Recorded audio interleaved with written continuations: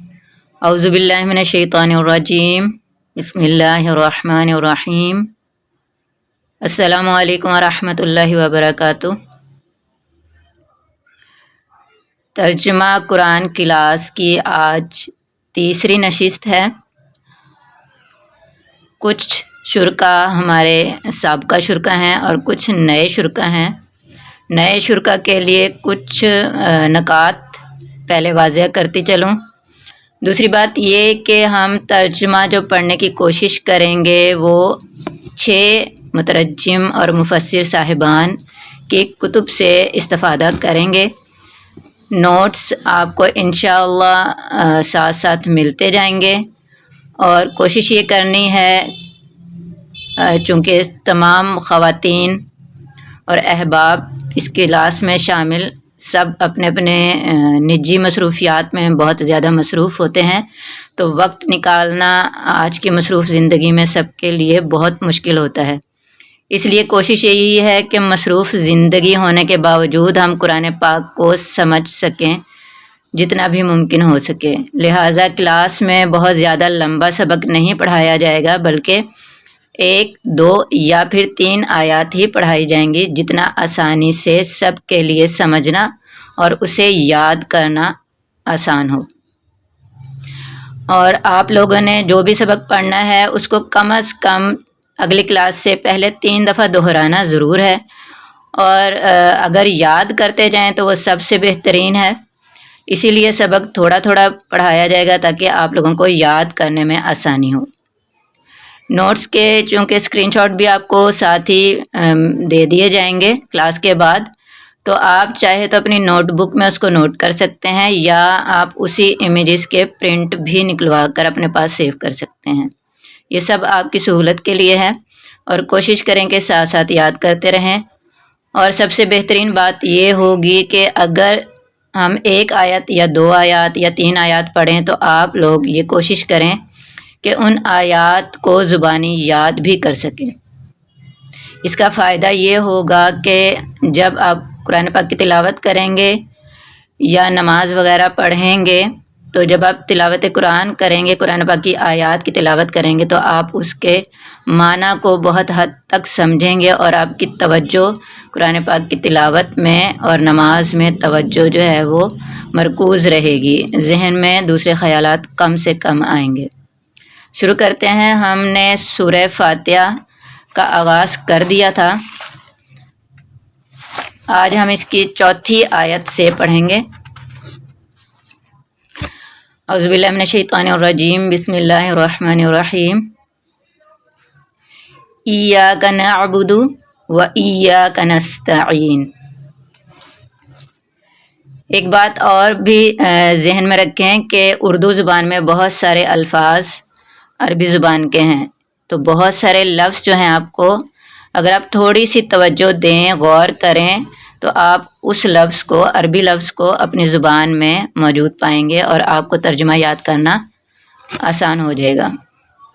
بہت کم الفاظ ایسے ہیں جن کو آپ کو یاد کرنے پر محنت کرنی پڑے گی۔ اگر آپ نئے الفاظ یاد کرتے جائیں گے تو آپ کو آئندہ کلاسوں میں بہت آسانی ہو جائے گی سبق یاد کرنے میں۔ لفظ ایاک 2 لفظوں سے مل کر بنا ہے، ایا اور کا۔ کا جیسے ہم کہتے ہیں تو، تیرا، تیری، یعنی یو انگلش کے لفظ YOU یا یور جو لفظ ہم استعمال کرتے ہیں، انہی معنوں میں کا، کاف زبر کا یا کاف زیر کی استعمال ہوتا ہے۔ تو اس کا کاف زبر کا معنی ہوگا تو، تیرا، تیری، تجھے، تجھ۔ ایاک اکٹھا لفظ بنے گا تو اس کا مطلب ہوگا تجھ ہی کو، صرف تیری ہی، صرف تیری۔ میں نے 3 ترجمے پڑھے ہیں، جیسے میں نے شروع میں بتایا کہ ہم 6 مختلف تفاسیر سے پڑھیں گے اور ترجمہ سے پڑھیں گے، تو جو لفظی ترجمہ ہے وہ 3 مترجم کا لیا گیا ہے، اور جو با محاورہ ترجمہ ہے وہ 6 مترجم کا، مفسر اور مترجم کی کتب سے لیا گیا ہے۔ ایاک کے میں نے تینوں معنی آپ کو پڑھ کے سنائے ہیں، دوبارہ پڑھتی ہوں۔ ایاک تجھ ہی کو، صرف تیری ہی. نعبدو، اس میں آپ اگر نون ہٹائیں تو عبد آتا ہے. عبد سے ہم اردو میں بھی لفظ استعمال کرتے ہیں جس سے ہم واقف ہیں، اور ہم عبد جو ہے وہ بندے کو کہا جاتا ہے. اور بندہ کون ہوتا ہے؟ جو بندگی کرتا ہے. اور بندگی کیا ہوتی ہے؟ وہ عبادت کرنا ہوتا ہے. عربی میں نون کا جو لفظ ہے وہ زیادہ تر ہم کے لیے استعمال ہوتا ہے. تو نعبد کا مطلب ہوگا ہم عبادت کرتے ہیں. ایک مترجم نے اس کا مطلب لکھا ہے پوجیں ہم، دوسروں نے لکھا ہے ہم عبادت کرتے ہیں، اور تیسروں نے لکھا ہے عبادت کرتے ہیں. اور وا کا مطلب ہمیشہ اور ہی آئے گا، اس کو آپ یاد کر لیں. وا جیسے اینڈ ہوتا ہے انگلش کا لفظ، اسی طرح سے وا ہوتا ہے. یا کا پھر وہی لفظ دہرایا گیا ہے، تجھ ہی سے، تیری ہی، صرف تجھ ہی سے. نستعین، اگر نون ہٹائیں تو سین تے آئین یہ نون کا لفظ بچتا ہے.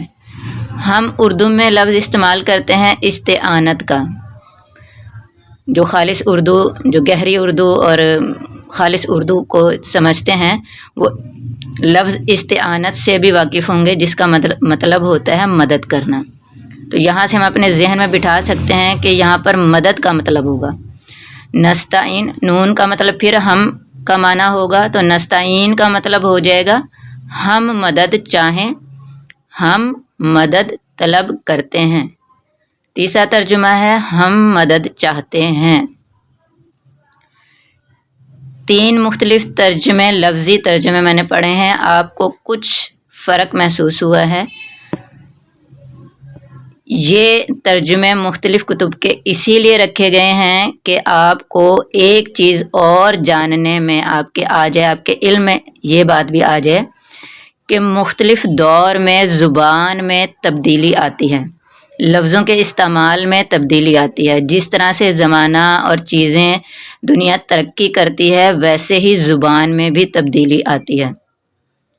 جو پرانے زمانے کی کتب ہوں گی آج سے 1 صدی پیچھے یا 2-3 صدیاں پیچھے، ان میں جو الفاظ اور جملے استعمال کیے ہوں گے، لفظوں کی بناوٹ، جملوں کی بناوٹ، محاورے جو استعمال کیے ہوں گے، ہو سکتا ہے وہ آج کے دور میں استعمال نہ ہوتے ہوں. تو بہت سی ایسی باتیں جو پرانی کتب میں ہیں وہ آج کے طلباء کو سمجھ میں نہیں آ سکتی، اس وجہ سے کہ زبان میں وقت کے ساتھ تبدیلی آ چکی ہے. لیکن ہم مسلمان ہیں اور ہم یہ جانتے ہیں ہمارے دین کا جو اثاثہ ہے وہ بنیاد ہماری پرانے زمانے میں ہے. 1500 سال قبل ہمیں جو دیا گیا دینی مواد ہمیں قرآن و سنت کا، اسے ہم تک جنہوں نے پہنچایا وہ پرانے بزرگ.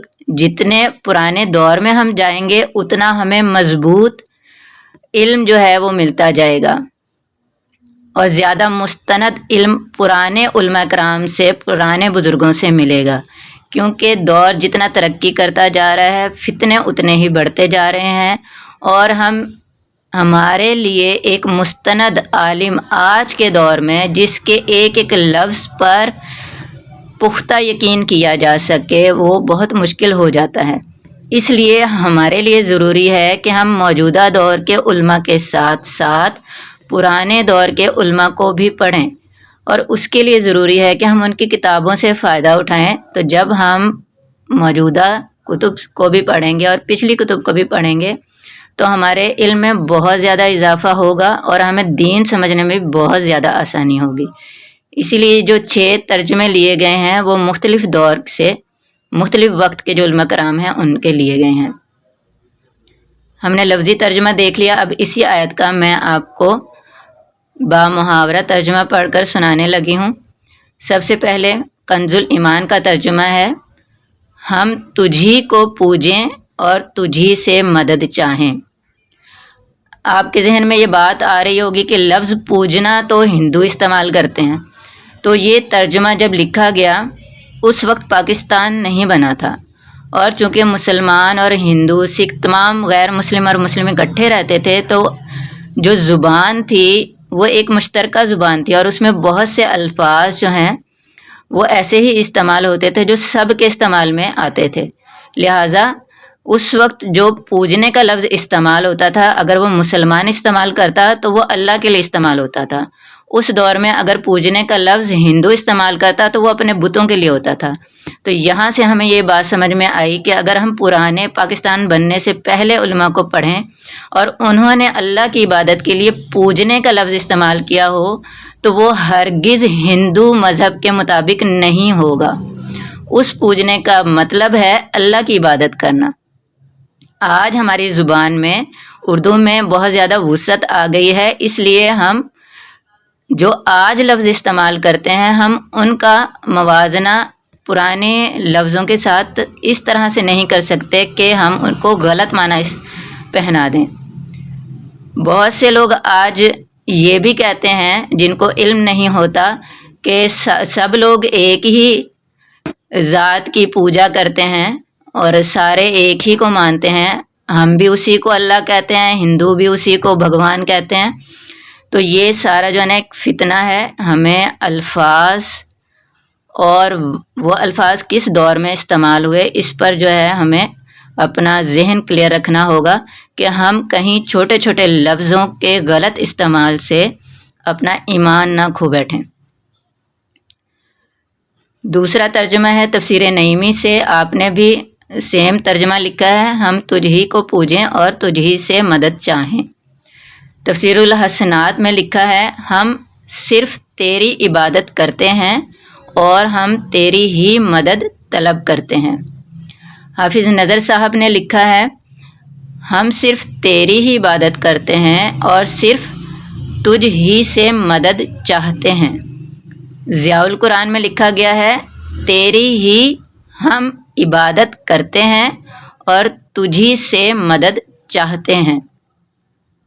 عرفان القرآن میں ترجمہ لکھا گیا ہے، اے اللہ، بریکٹ میں لکھا گیا ہے اے اللہ، یعنی کہ اس آیت میں جو مخاطب کر رہا ہے بندہ وہ اللہ کو مخاطب کر رہا ہے اور عرض کر رہا ہے کہ اے اللہ، ہم تیری ہی عبادت کرتے ہیں، یعنی کہ ہم جو مسلمان ہیں، ایمان والے ہیں، وہ ہم صرف تیری عبادت کرتے ہیں، کسی اور کی نہیں کرتے، اور ہم تجھ ہی سے مدد چاہتے ہیں۔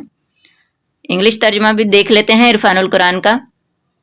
او اللہ, you alone do we worship, and to you alone do we look for help۔ English کا ایک ترجمہ اس لیے شامل کیا ہے تاکہ آپ کی انگلش کی ووکیبلری میں بھی تھوڑا سا اضافہ ہوتا رہے، کیونکہ جو زمانہ چل رہا ہے، جو ہماری نئی نسلیں ہیں، وہ جس نہج پہ جا رہی ہیں، جس طرح سے ہمارا سارا ماحول چل رہا ہے، وہ اردو کا استعمال کم ہوتا جا رہا ہے اور انگلش کا زیادہ ہوتا جا رہا ہے۔ تو ضروری ہے کہ والدین کو کچھ ضروری انگلش کی ووکیبلری آتی ہو، کم از کم اپنے دین سے ریلیٹڈ تھوڑی سی انگلش کی ووکیبلری ان کو آتی ہو، تاکہ وہ اپنے بچوں کو صحیح طور پر سمجھا سکیں۔ اگر ان کے ذہن میں کوئی سوال ہو تو بچوں کو ٹھیک طریقے سے جواب دے سکیں۔ اگر آپ کا نوٹ کرنے میں کچھ رہ گیا ہے تو فکر نہ کیجیے، نوٹس گروپ میں آ جائیں گے، آپ وہاں سے دیکھ کے پھر اپنے نوٹس جو ہے مکمل کر لیجیے گا۔ اگلی آیت پڑھتے ہیں ہم، اہدنا الصراط المستقیم۔ اہدنا، جیسے ہم نے پچھلی آیت میں پڑھا، نون کا مطلب ہم، ہم کے معنوں میں آتا ہے۔ جب نون شروع میں ہو تو بھی اسی معنوں میں آتا ہے، اور اگر آخر میں نون زبر الف ہو نا تو یہ بھی ہم کے معنوں میں ہی آتا ہے۔ اہدنا، اہدی کا لفظ ہدایت، اہدی ہدایت، آپ اس سے جوڑ سکتے ہیں اردو میں سمجھنے کے لیے۔ اہدی کا مطلب ہوتا ہے ہدایت دے، نا کا مطلب ہمیں۔ پہلا ترجمہ ہے ہدایت دے ہم کو، دوسرا ترجمہ ہے تو ہدایت دے ہم کو، تیسرا ترجمہ ہے ہمیں ہدایت دے۔ اہدی جب اس کا مطلب ہے کہ ہدایت دے، تو کسی سے جب کوئی بات کہی جاتی ہے تو وہ اگر کہا جائے کہ یہ کام کر، تو اگر کوئی عام مخلوق ہوگی تو ایک بندہ جب اس سے کہے گا تو اسے حکم دینا کہتے ہیں، لیکن اگر ہم اللہ تعالیٰ کی بارگاہ میں عرض کریں گے یا آقا علیہ الصلوۃ والسلام کی بارگاہ میں عرض کر رہے ہوں گے یا بزرگان دین کی بارگاہ میں عرض کر رہے ہوں گے، تو اگر ہم اس طرح کی بات کریں، کچھ دینے کی، ان سے کچھ لینے کی، ان سے کہیں کہ ہمیں دے، تو وہ ہم درخواست کر رہے ہوتے ہیں، پھر وہاں پر حکم نہیں آتا۔ تو یہاں پر اللہ تعالیٰ سے درخواست کی جا رہی ہے، اہدی، ہدایت دے، کسے؟ نہ ہم کو، ہمیں ہدایت دے۔ صراط، راستہ، تینوں معنوں میں راستہ ہی لکھا گیا، المستقیم، سیدھا، تینوں معنوں میں سیدھا ہی لکھا گیا ہے۔ اب یہاں پر ایک چیز غور کریں کہ صراط کے شروع میں الف لام ہے، مستقیم کے شروع میں بھی الف لام ہے۔ تو عربی میں یہ قاعدہ ہے کہ کسی اسم کے شروع میں اگر الف لام آ جائے تو وہ مخصوص ہو جاتا ہے۔ تو یہاں پر جو صراط اور مستقیم دونوں کے لیے مخصوص استعمال کیا گیا ہے الف لام لگا کر، یعنی مخصوص کر دیا گیا، تو یہ ہم ہر راستے کو سیدھا راستہ نہیں کہہ سکتے۔ سیدھا راستہ ایک خاص راستہ ہے، اور وہ جو خاص راستہ ہے صرف وہی راستہ سیدھا ہے۔ کسی سے پوچھا گیا کہ صراط مستقیم کا کیا مطلب ہے، تو انہوں نے فرمایا کہ صراط مستقیم کا مطلب ہے آقا علیہ الصلوۃ والسلام، یعنی یہ آقا علیہ الصلوۃ والسلام کا ایک صفاتی نام بھی ہے۔ تو جو آقا علیہ الصلوۃ والسلام کی ذات پاک ہے وہی صراط مستقیم ہے، یعنی کہ اگر ہم نے اللہ تک پہنچنا ہے اور سیدھے راستے پر چلنا ہے، ہدایت حاصل کرنی ہے، تو آقا علیہ الصلوۃ والسلام کی ذات پاک کو دیکھنا ہوگا۔ اور آقا علیہ الصلوۃ والسلام کی ذات پاک کو ہم کیسے دیکھیں گے؟ تو ہم اہل بیت اطہار اور صحابہ کرام رضوان اللہ علیہم کی حیات پاک میں آقا علیہ الصلوۃ والسلام کی سیرت پاک کا عکس دیکھیں گے۔ تو یہاں سے ہمیں ایک یہ چھوٹی سی بات سمجھ میں آتی ہے کہ اگر ہم نے سیدھے راستے پر چلنا ہے تو آقا علیہ الصلوۃ والسلام کے دامن پاک کو تھامنا ہوگا، اور آقا علیہ الصلوۃ والسلام کے پاک دامن کو تھامنے کے لیے ہمیں اہل بیت اطہار اور صحابہ کرام رضوان اللہ علیہم سب کے دامن کو، یعنی یہ نہیں ہو سکتا کہ اہل بیت کو تھام لیں اور صحابہ کرام کو چھوڑ دیں، یا صحابہ کرام کو تھام لیں اور اہل بیت کو چھوڑ دیں، یہ نہیں ہو سکتا۔ ہمیں اہل بیت اطہار کے ساتھ صحابہ کرام کے دامن کو بھی تھامنا ہوگا، تبھی ہم صراط مستقیم کو مکمل طور پر سمجھ سکیں گے۔ با محاورہ ترجمہ دیکھ لیتے ہیں۔ کنز الایمان میں ہے ہم کو سیدھا راستہ چلا، تفسیر نعیمی میں ہے ہم کو سیدھا راستہ چلا، تفسیر الحسنات میں ہے تو ہمیں سیدھے راستے کی ہدایت دے۔ حافظ نظر صاحب نے لکھا ہے ہمیں سیدھے راستہ کی ہدایت دے۔ ضیاء القرآن میں ہے چلا ہم کو سیدھے راستے پر۔ عرفان القرآن میں ہے ہمیں سیدھا راستہ دکھا۔ انگلش ترجمہ ہے شو اس دا اسٹریٹ پاتھ۔ 2 آیات پڑھی ہیں ہم نے۔ اگر آپ لوگوں کے لیے اس کو یاد کرنا مشکل نہیں ہے، مقصد صرف قرآن پاک کے ترجمے سے گزرنا نہیں ہے، کوشش یہ ہے تھوڑا پڑھیں اور اس کو یاد کر لیں۔ تو اگر آپ لوگ اب اگلی کلاس آج بدھ ہے، انشاءاللہ جمعے کو ہوگی، تو اگر آپ کے لیے 2 دن میں 2 آیات کا ترجمہ، لفظی ترجمہ بھی اور با محاورہ ترجمہ بھی یاد کرنا ممکن ہے، آسان ہے، تو ہم تیسری آیت پڑھ لیتے ہیں۔ اگر مشکل ہے تو پھر ہم 2 آیات ہی پڑھتے ہیں۔ آپ مجھے میسج باکس میں بتا دیجئے کہ آگے پڑھیں یا نہ پڑھیں۔ اگلی آیت ہے صراط الذین انعمت علیہم۔ صراط پیچھے بھی ہم نے پڑھا راستہ، الذین یہ لفظ جو ہے 2 جملوں کو جوڑنے کے لیے استعمال ہوتا ہے۔ اب وہ کہہ رہے ہیں الذین ان لوگوں کا، مطلب اس کا ہوگا ان کا یا ان لوگوں کا۔ تینوں ترجموں میں صراط کا معنی راستہ ہی ہے اور الذین کا معنی بھی ان لوگوں کا ہے۔ انعمتا تفسیر نعیمی میں ہے انعام یا احسان کیا تو نے، تفسیر الحسنات میں ہے تو نے انعام کیا، حافظ نظر صاحب لکھتے ہیں تو نے انعام کیا۔ تو انعمتا کا معنی ہوا کہ تو نے انعام کیا۔ علیہم، علیہم دو لفظوں سے مل کے بنا ہے، علی اور ہم۔ علی کا مطلب پر ہوتا ہے اور ہم کا مطلب وہ ہوتا ہے، وہ بہت سارے لوگ۔ تو پیچھے چونکہ ان لوگوں کا کہا گیا ہے تو یہاں پر بھی ترجمہ ان لوگوں ہی آئے گا۔ تفسیر نعیمی میں علی کا مطلب پر لکھا ہے، ہم کا مطلب ان لوگوں۔ تفسیر الحسنات میں لکھا ہے علیہم کا اکٹھا معنی اوپر ان کے۔ حافظ نظر صاحب نے لکھا ہے علیہم کا معنی اکٹھا ان پر۔ کنز الایمان کا با محاورہ ترجمہ ہے صراط الذین انعمت علیہم، راستہ ان کا جن پر تو نے احسان یعنی انعام کیا۔ تفسیر نعیمی میں ہے راستہ ان کا جن پر تو نے احسان کیا۔ تفسیر الحسنات میں ہے ان لوگوں کا راستہ جن پر تو نے انعام کیا۔ حافظ نظر صاحب لکھتے ہیں ان لوگوں کا راستہ جن پر تو نے انعام کیا۔ ضیاء القرآن میں ہے راستہ ان کا جن پر تو نے انعام فرمایا۔ عرفان القرآن میں ہے ان لوگوں کا راستہ جن پر تو نے انعام فرمایا۔ انگلش میں ہے the path of those upon whom you have bestowed your favors۔ اب پچھلی آیت میں ہم نے پڑھا تھا کہ دعا کی جا رہی ہے اللہ تعالیٰ سے کہ صراط مستقیم کا راستہ دکھا۔ اب اگلی آیت میں اللہ تعالیٰ واضح فرما رہے ہیں کہ اے بندے کون سا راستہ ہے یہ بھی تو سمجھ لے۔ تو راستہ بتایا گیا ہے کہ ان لوگوں کا راستہ ہے جن پر انعام کیا گیا، یعنی جو لوگ سیدھے راستے پر ہوں گے ان پر یقیناً اللہ کا احسان اور انعام ہوتا ہے، تبھی ان کو ہدایت ملتی ہے۔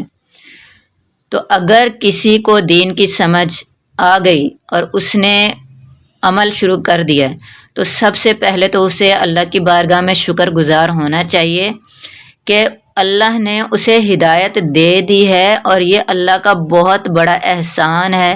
اس احسان سے بڑھ کر اور کوئی احسان ہو نہیں سکتا کہ ہدایت سے بڑی نعمت اور کوئی نہیں ہے۔ ساری نعمتیں جو ایمان ہے، ایمان کی دولت کے بعد آتی ہیں۔ ہمیں پوری کائنات کی دولت مل جائے لیکن ایمان نہ ہو، پوری کائنات سے بڑھ کر عقل مل جائے ایمان نہ ہو، غرض یہ کہ کائنات کی بڑی سے بڑی نعمتیں مل جائیں لیکن صرف ایک ایمان نہ ہو تو وہ ساری نعمتیں بیکار ہیں۔ اور ایمان کیا ہے؟ وہ اللہ کی ہدایت ہے۔ ہدایت ہوتی ہے اللہ کی طرف سے، تبھی انسان کو ایمان ملتا ہے۔ تو ہم مسلمان گھرانوں میں پیدا ہوئے ہیں تو ہمیں اسی بات پر بے حد شکر گزار رہنا چاہیے اور ہمیشہ ہر وقت شکر کرتے رہنا چاہیے کہ ہمیں ایمان والوں میں پیدا کیا گیا ہے۔ اگر وہ چاہتا تو ہمیں غیر مسلم میں پیدا کر دیتا تو ہم کیا بگاڑ سکتے تھے؟ تو یہ اس کا احسان، جس احسان کا ہم شکر کر کے بھی شکر ادا نہیں کر سکتے کہ اس نے ہمیں صاحب ایمان پیدا کیا ہے۔ تو اب یہ ہماری ذمہ داری ہے کہ اس نے پیدا تو ہمیں اہل اسلام میں، اہل ایمان میں کر دیا ہے، تو ہم اپنے ایمان کی حفاظت بھی کریں۔ اور آج فتنوں کا دور ہے تو اس دور میں ہمیں اپنے ایمان کی حفاظت بہت زیادہ، اپنے ایمان کی حفاظت کے لیے بہت زیادہ جو ہے وہ کانشیس رہنے کی ضرورت ہے، بہت زیادہ اس کی فکر کرنی چاہیے، کیونکہ یہ نہ ہو کہ وقت آخر ہمارا آ جائے اور وقت آخر آنے کے ایک لمحے پہلے ہم کوئی ایسا کام کر جائیں کہ ایمان ضائع ہو جائے۔ تو ہمیں بہت محتاط رہ کر اپنے ارد گرد کی چیزیں استعمال کرنی چاہیے، الفاظ بھی ہمیں بہت سوچ سمجھ کے استعمال کرنے چاہیے گفتگو میں۔ آج کل میڈیا کے ذریعے سے اس طرح کے جملے اور ایسی چیزیں ذہنوں میں بٹھائی جا رہی ہیں کہ لاشعوری طور پر انسان لا علمی اور غفلت کی وجہ سے انسان زبان سے کفریہ کلمات بھی نکال دیتا ہے۔ تو ہمیں جو بھی ہم چیزیں دیکھیں سنیں جو کچھ بھی پڑھیں ہمیں بہت اس کو محتاط رہ کر یہ سب دیکھنا سننا اور پڑھنا چاہیے کہ کہیں کسی چیز سے ہمارے ایمان پر ضرب تو نہیں آ رہی۔ حتیٰ کہ اگر ہم اپنے بچوں کو بھی کوئی انجوائمنٹ دیتے ہیں کوئی انٹرٹینمنٹ مہیا کرتے ہیں تو ہمیں وہاں بھی محتاط رہنا چاہیے کہ اس چیز کے ذریعے کوئی ایسی چیز بچے کے ذہن میں تو نہیں بٹھائی جا رہی جو ایمان کو کمزور کر رہا ہے۔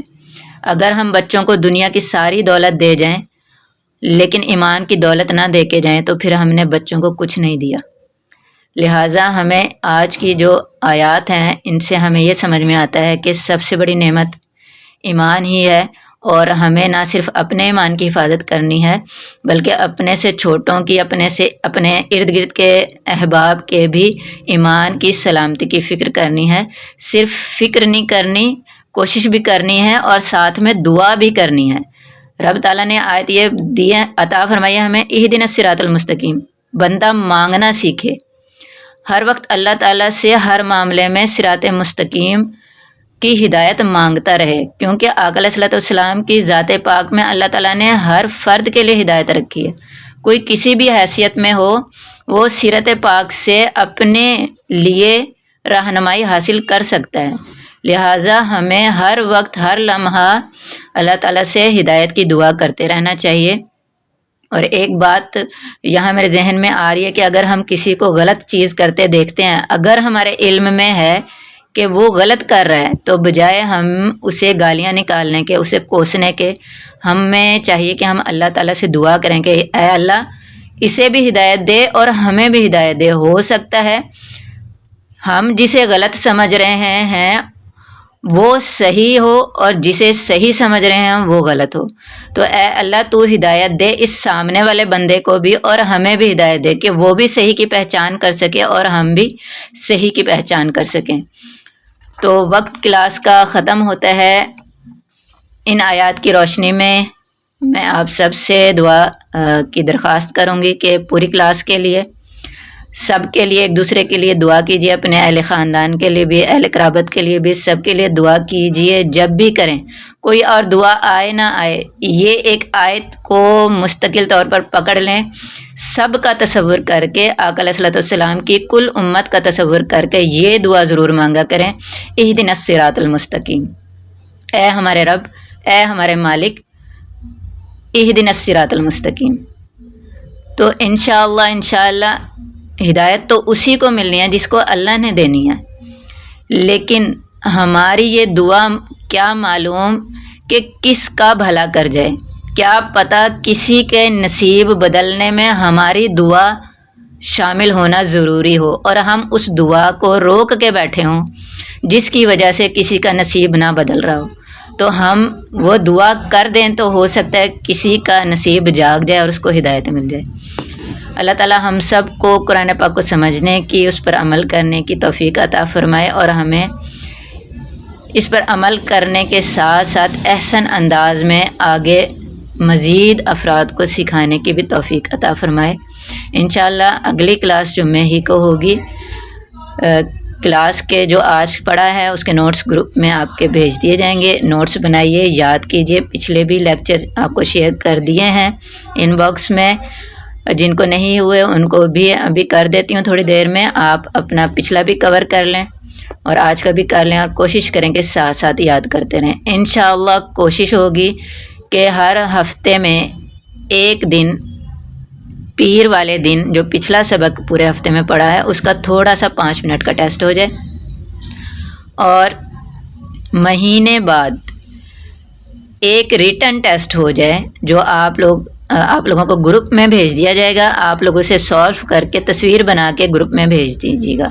اس سے یہ ہوگا کہ یاد کرنے کی جو ہے نا وہ حوصلہ افزائی ہوگی اور ہم سب کو یہ شوق رہے گا کہ ہم نے یاد کرنا ہے۔ اللہ تعالیٰ ہم سب کے حال پر رحم کرم فرمائے۔ السلام علیکم ورحمۃ اللہ وبرکاتہ۔